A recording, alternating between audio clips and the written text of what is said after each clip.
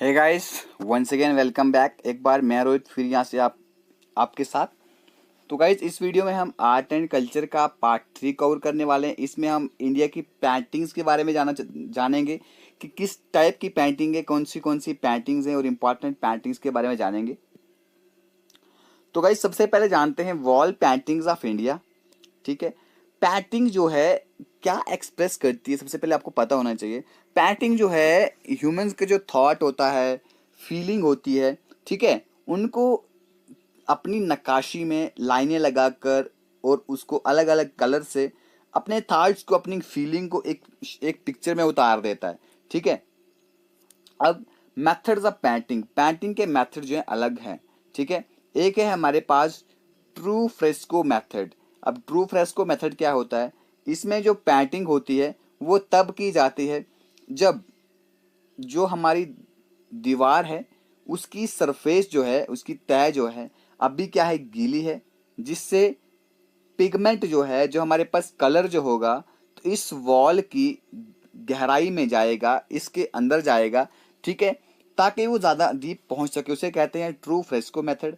फिर होता है दूसरा हमारे पास टेम्पोरा और फ्रेस्को सेस्को। ठीक है, अब ये क्या है?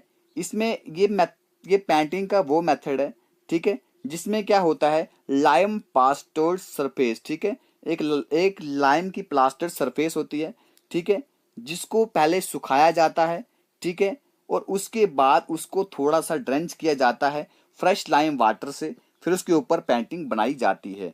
ठीक है गाइस, फिर चलते हैं अपनी हम केव पेंटिंग्स पे।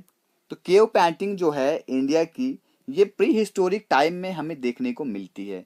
ठीक है, अब जो हमें इन पेंटिंग की जो फाइनेस्ट एग्जांपल हमें मिलती है केव पेंटिंग्स की, तो गाइस हमें कहाँ से मिलती है? अजंता केव्स हो गई, एलोरा केव हो गई, बाग केव हो गई, और सीता नवासल, ठीक है, एटसेट्रा। ये सब क्या है? ये हमें केव पेंटिंग की एग्जांपल यहाँ पर देखने को मिलती है, जो किस चीज को रिफ्लेक्ट करती है कि उस वक्त नेचुरलिज्म का क्या यहाँ पर एम्फेसिस था, क्या मतलब कि उस वक्त नेचुरलिज्म के बारे में क्या चीजें चल रही थी, वो सब हमें केव पेंटिंग में देखने को मिलता है। जो एनिशेंट केव पेंटिंग जो है इंडिया की, वो एक हमारे एंसेस्टर के लिए हमें एक विंडो नजर आता है कि हमारे एंसेस्टर ने यहाँ पे मतलब किस तरह से जिया है, क्या क्या मतलब वो उनका खान पान था, लगाते क्या थे।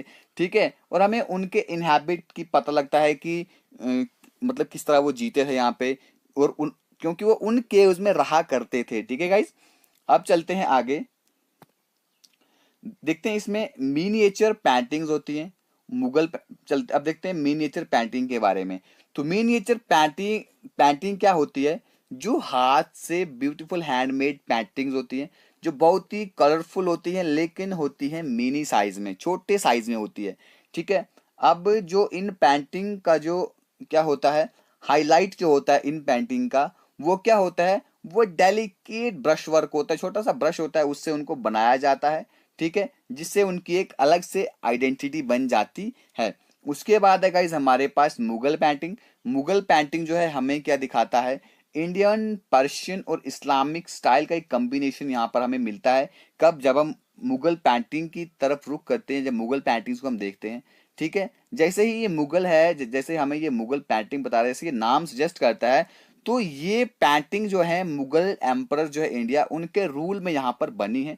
ठीक है, मुगल्स ने यहाँ पे 16वीं सदी से 19वीं सदी तक राज किया है। तो गाइज ये हो गई हमारे पास मुगल पेंटिंग। फिर होती है गाइज इसके पास हमारे पास मधुबनी पेंटिंग। तो मधुबनी पेंटिंग्स कौन सी पेंटिंग्स होती हैं? तो मधुबनी पेंटिंग जो है एक छोटा सा गांव है, छोटा सा गांव है मैथिली, ठीक है, बिहार स्टेट में, वहां पे ओरिजिनेट हुई है मधुबनी पेंटिंग। ठीक है, पहले पहले जो उस गांव की जो औरतें थी, वुमेन फोक था, ठीक है, उन्होंने अपने घर में, वो अपने घर में इस मधुबनी पेंटिंग को करा करते थे। ठीक है, पेंटिंग अपने घर में बनाया करते थे। जो उनके थॉट्स होते थे, सपने होते थे, ठीक है, मतलब उनकी जो उम्मीदें होती थी, तो वो क्या करते थे, वो उन उम्मीदों को, अपने ख्यालों को, वो बस क्या करते थे, एक पेंटिंग की शक्ल देते थे और अपनी घर की दीवारों पे बना देते थे। ठीक है, अब टाइम के साथ साथ क्या हुआ, पेंटिंग जो है बहुत ही ज्यादा मशहूर होने लगी। ठीक है, अब वहाँ पे त्योहारों में, कुछ जो स्पेशल इवेंट होते थे, शादियों में पेंटिंग्स वगैरह बनाई जाने लगी, तो उससे जो है मधुबनी पेंटिंग जो है मशहूर हो गई। उसके बाद आती है हमारे पास गाइस राजपूत पेंटिंग। तो राजपूत पेंटिंग में क्या होता है, राजपूत पेंटिंग जो है राजस्थान की जो रॉयल स्टेट है वहां पे ये ओरिजिनेट हुई है। ठीक है, कब, समवेयर इन द 16th और 16th सेंचुरी में। ठीक है, और 17th सेंचुरी के पहले पहले, 16th सेंचुरी के आखिर में राजपूत पेंटिंग यहाँ पे शुरू हुई थी। ठीक है, राजस्थान की रॉयल स्टेट में, पूछा जाए कहाँ पे शुरू हुई है, राजस्थान में शुरू हुई है। तो मुगल्स ने भी क्या किया है, ऑलमोस्टली जितने भी प्रिंसली स्टेट्स हैं राजस्थान की, वहां पे उन्होंने रूल किया है उस वक्त। इसलिए और इसकी वजह से बहुत सारे राजपूत पेंटिंग जो है इंडिया की, उसके बहुत सारे स्कूल हैं, रिफ्लेक्ट करते हैं किसको, मुगल इन्फ्लुएंस को रिफ्लेक्ट करते हैं। ठीक है गाइज, तो चलते हैं आगे फिर पहाड़ी पेंटिंग पे। पहाड़ी पेंटिंग एक नाम दिया गया है राजपूत पेंटिंग को। ठीक है, जो हिमाचल प्रदेश में बनाई जाती है, जम्मू कश्मीर जो स्टेट है हमारी, यहाँ पर बनाई जाती है। ठीक है, इन पेंटिंग को डेवलप किया गया है और फ्लोरिश किया गया है कब, 17th से 19th सेंचुरी के पीरियड में इनको अच्छे से डेवलप किया गया है। इंडियन की पहाड़ी पेंटिंग जो है ये भी हमें किस फॉर्म में मिलती है, मिनिएचर फॉर्म में मिलती है, यानी कि छोटी छोटी फॉर्म में हमें ये मिलती हैं। तो फिर आती है गाइज हमारे पास मैसूर पेंटिंग। मैसूर पता है आपको कि कर्नाटका का पहला नाम था।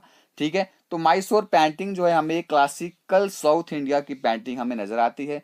ठीक है, जो कहाँ पे इवॉल्व हुई है, कर्नाटका की जो मैसूर सिटी है वहां पे ये इवॉल्व हुई है। ठीक है, उस वक्त क्या हुआ करता था कि मैसूर जो है वोडेयार डायनेस्टी के अंदर हुआ करता था। ठीक है, और ये उनकी पैट्रोनेज में ये स्कूल जो है, मैसूर पेंटिंग का जो स्कूल है, ये अपनी जनित पे यानी कि अपने अरूज पे पहुंचा था। ठीक है गाइस, कौन से किस डायनेस्टी के अंदर, वोडेयार डायनेस्टी के अंडर। उसके बाद है गाइस हमारे पास तंजौर पेंटिंग। ठीक है, तंजौर बोलो। तंजौर पेंटिंग जो है एक मोस्ट पॉपुलर जो है हमारे पास साउथ इंडिया की पेंटिंग हमें नजर आती है। ठीक है, अब ये नेटिव आर्ट था कहाँ का, एक अपना आर्ट, एक जगह का नाम था गाइस हमारे पास तंजावुर, जिसको आज तंजौर सिटी भी बोलते हैं तमिलनाडु की। तो वहाँ का एक अपना आर्ट था, तो जो आज क्लासिकल साउथ इंडियन की पेंटिंग में देखा जाए तो बहुत ही पॉपुलर है। ठीक है, अब इसमें क्या है, डेंस कंपोजिशन, इसमें सरफेस की रिचनेस दिखाई जाती है, और इंडिया की इंडियन तंजावुर पेंटिंग जो है उसके वाइब्रेंट कलर जो है यहाँ पे दिखाए जाते हैं। ठीक है, ये उनके दूसरे टाइप की पेंटिंग से बिल्कुल अलग है। ठीक है, तंजौर पेंटिंग। अब इसके बाद देखते हैं कांगड़ा पेंटिंग। कांगड़ा पेंटिंग भी गाइस बहुत ही मशहूर है। ठीक है, ये जो स्टाइल है पेंटिंग का, कांगड़ा पेंटिंग का, ये हमें गुलेर स्टेट है एक। ठीक है, वहां पे हमें ये नजर आता है कि वहां पे ये ओरिजिनेट हुआ है। ठीक है, कब हुआ है, 18वीं सदी के पहले हाफ में। और अपने अरूज पर कब पहुंचा है, जब वहां पर महाराजा संसार चंद कटोच थे, तो उनके टाइम में ये अपने जनित पर पहुंचा है। ठीक है गाइज, तो ये थी हमारी टाइप्स ऑफ पेंटिंग, कितने टाइप की पेंटिंग है गाइज हमारे पास यहाँ पे। ठीक है, वो मैंने आपको इस लेक्चर में बताया। तो अगले लेक्चर में इसका अलग वाला हिस्सा डिस्कस करेंगे गाइज। 3 पार्ट इसके हम कवर कर चुके हैं, अगला पार्ट हम इसमें कल करेंगे गाइज। तब तक के लिए guys thank you, God bless you all.